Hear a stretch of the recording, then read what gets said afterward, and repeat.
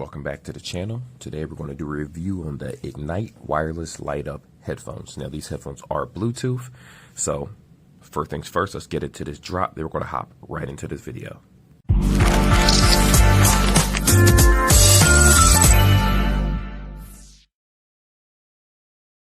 All right, so we are back again.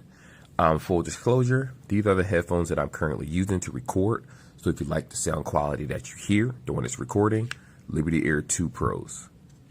Anyhow, also like and subscribe. You know, normally I say that at the end of the video, but let me say that now because I have quite a few views on my channel. And yeah, I don't have that many subscribers. Definitely trying to build so more people could see it. We could talk about it, type of content, and pretty much go from there. Anywho, further without all over the place. Let's get into this review. All right, so this is another headset that you can find at Five Below. I have been doing a series of Five Below headphones, and I want to say within the next week or so, I am going to do a review. Well, within the next day or two, I do have another headset, Anchor brand headset, that I'm going to go ahead and do, a review on and post that soon too. Just want to, give you guys a review, initial 3 or 4 day review, and then a follow up on these headphones just in case any problems occur. Because, a lot of the YouTubers as a whole suggest a particular product and don't do follow ups until the issue pops up. But I actually want to use the headset and let you know what is good and what is bad. So anyhow, like I said, this is from Five Below. Let's talk about the specs. Bluetooth 5.0, that's what most of their headphones are. It does take about 2 hours to charge this headset. You get in a range between 4 to 5 hours of playtime. And that basically varies between if you're using music, using videos, or using phone calls, things like that. Micro USB cord. Not going to talk about the battery capacity because that doesn't matter at the end of the day because we already know the exact battery life of the product. Now it does come with the it has a headphone jack, but it doesn't come with the actual audio cable. You will have to get that yourself. LED lights, you could talk on the phone, soft cups, blah, blah, blah, all that fun stuff. You see the headset. I'm not going to go dive into every single spec because that's pretty much all you need to know outside of call quality, music quality, and we have the battery life. So let's pop this thing open from the bottom. You know what? I don't even mind turning this open because it's not going back in the box. The box is actually going to go in the trash as soon as I'm done with it. All right, so here we are. So what comes inside this box? The vague instructions right here. All right. It does come with a micro USB, which it looks like these cords are getting shorter and shorter as time goes on. And this is the headset itself. Now, surprisingly, now they feel cheap. I was about to say, just looking at the design, they didn't look that bad. Let me put this on top of my head, kind of get a feel. All right, so like most of these cheap $5 headphones that you normally get at certain stores, they feel tight against at least my head, where you do have to obviously adjust it and fit it on the head the way you want to. But because of how curved these hooks are right here, let me try it again. Yeah, it does feel a little tight against the head. So for some people, again, I've had some Five Below headphones in the past, and a couple pairs that give me a little bit of pressure against the ears when I press on it. But again, this is what you're getting for like $5 or $6. I forget the exact price, primarily because they did raise some of their prices up in different states and whatnot, and for like headphones and cables. So definitely cheaply made. If you look at how this twists, and you look at this side, it's twisting past the normal amount. Cheap headphones. So again, I understand that they twist for the comfort, but when it goes that far, you could possibly or accidentally snap these. Like if a kid has these, I could see them accidentally twisting this or holding it a certain way and snapping if they're trying to grab it, or if it gets snagged on a door or snagged in a blanket or something. Because it happens. There's always freak accident when it comes to headphones breaking outside of just shortages or just not taking care of them. Sometimes things just don't work. So anyhow, what do we have here? We have the USB right here. You have these dots, which I have to guess when you look at these dots that one of them is probably the power indicator. We'll find out in a moment. Normally you have to hold the button until it blinks red and white before you can sync it. We have the plus and minus keys right here. So that's extremely easy to see. And here you have your power button. So let me see if there's the left side. Yep, so everything technically is on the right side. I'm sorry, I'm throwing one. So this is the left side. This is the right side. Most of the buttons are actually on the right-hand side. It'll be behind your ear. So if you feel the round button, power, plus, minus. I would assume that if you hold it, it might change the song. We'll find out once I play something. But realistically, most of these generic headphones work exactly the same way. Like I said, micro USB. I'm guessing that when it powers on, one of these are going to light up to let me know when it's in pairing mode.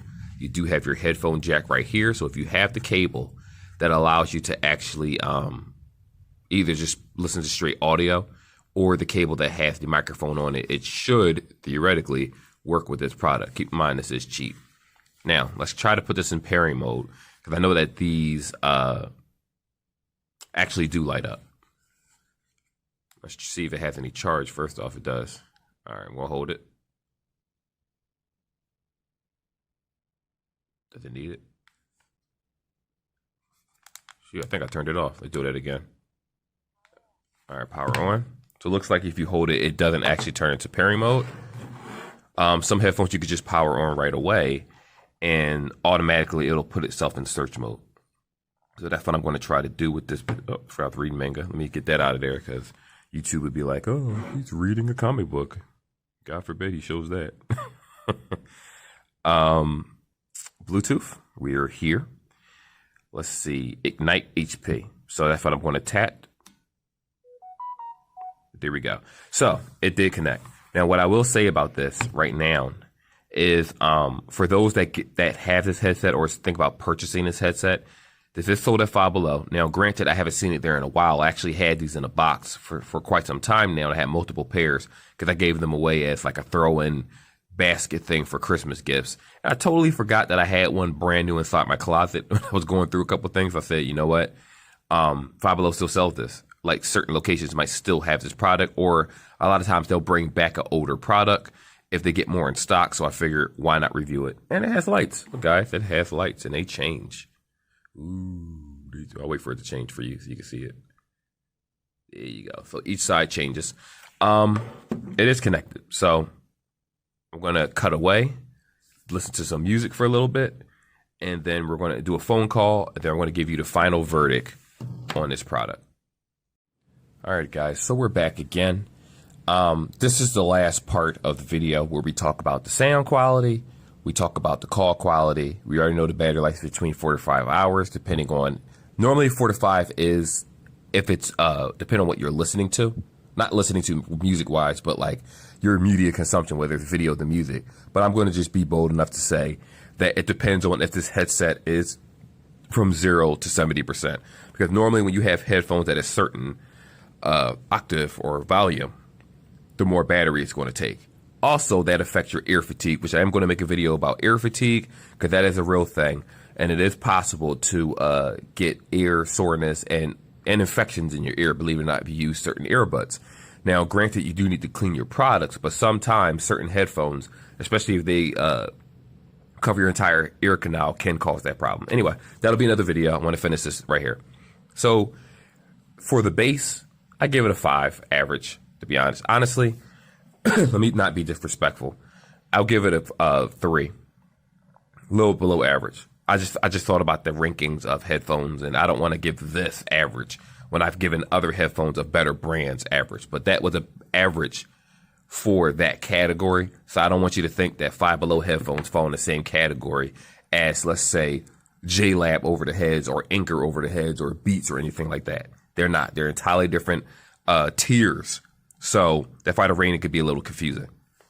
But anyway, the average, okay bass. The bass is okay. It does have bass. Now, it's not defined bass where if you listen to different bass lines, you can feel the difference, but you're not going to hear what the artist intended if you are trying to use headphones like this.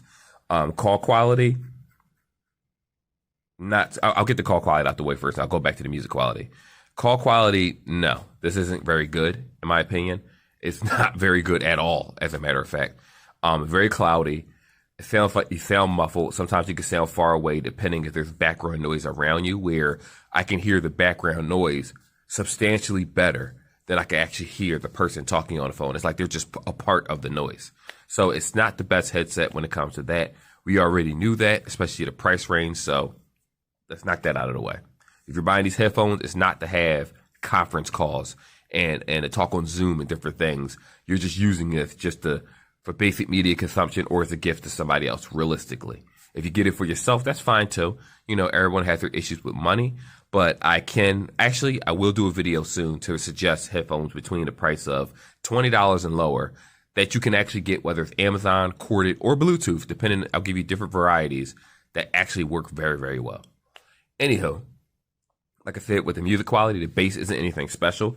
The headset did have decent volume. So if you're listening to this and you want to jam out and kind of just knock out the rest of the world, it does have the possibility to do that. The only issue is if you're something like on a subway, you'll probably still hear the train realistically. Now, if you're watching videos like actual TV shows, that's a big no-no for a lot of noise around you because you won't be able to focus on what the person's saying, especially if they're talking low or it's a quiet TV show.